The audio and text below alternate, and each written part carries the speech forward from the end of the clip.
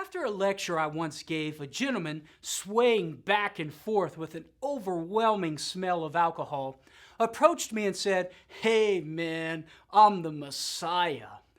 Now, obviously, it wasn't hard to conclude this dude was delusional. Now, Jesus made some pretty extraordinary claims as well, such as the claim to be God. But should we believe him? Maybe he was delusional, like that man. Maybe Jesus was lying. Is it reasonable to believe these alternative explanations? Well, no, and here are some reasons why. First, I don't think it's reasonable to believe Jesus was lying because he performed miracles as direct proof of his divine claims.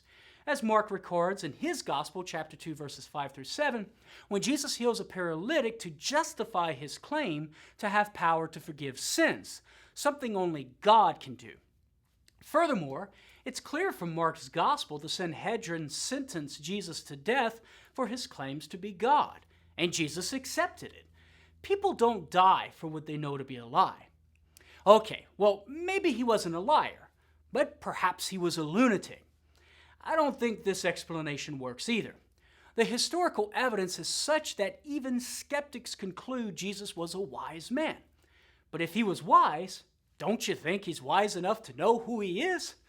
Furthermore, there are no few examples in the Gospels where Jesus' audience were amazed with the things he said, and he often read their minds.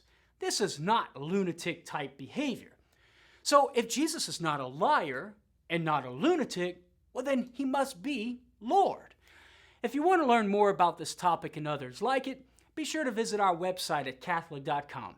For Catholic Answers, I'm Karlo Broussard. Thanks for watching.